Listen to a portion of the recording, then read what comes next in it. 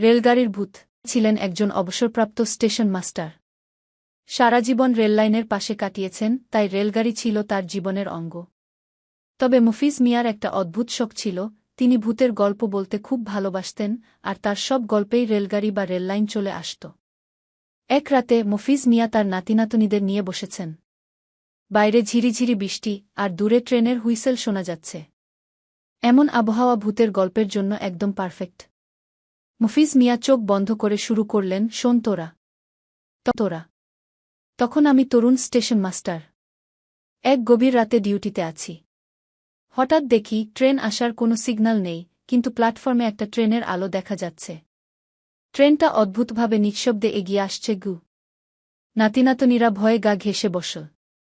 মফিজ মিয়া গলা ঝেড়ে বলতে লাগলেন, ট্রেনটা যখন প্ল্যাটফর্মে থামল, তখন দেখি তার কোনো বগি নেই।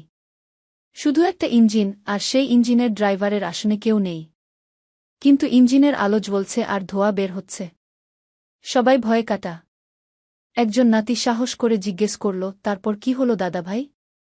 মফিজ মিয়া চোখ বড় বড় করে বললেন, তারপর ইঞ্জিনটা থেকে একটা কঙ্কাল নেমে এল। হ্যাঁ, একদম কঙ্কাল। আর সেই কঙ্কালটা আমার দিকে হাত বাড়িয়ে ডাকছে, মফিজ, মফিজ, টিকিটটা দে, টিকিটটা। সবাই ভয়ে চিৎকার করে উঠল। এমন সময় তাদের মা এসে আলো জ্বালিয়ে দিলেন। আহ বাবা, কি সব ভূতের গল্প শোনাচ্ছ বাচ্চাদের? ওরা তো ভয়ে ঘুমোতেই পারবে না। মফিজ মিয়া হো হো করে হেসে উঠলেন। আরে বাবা, ভয় পাওয়ার কি আছে? এটা তো গল্পের ভূত। জানিস সেই কঙ্কালটা কে ছিল? সবাই উৎসুক চোখে তাকাল। মফিজ মিয়া মুচকি হেসে বললেন, ওটা ছিল আমার সেই পুরনো সহকারী রহিম। সে রাতের ডিউটিতে ঘুমিয়ে পড়েছিল।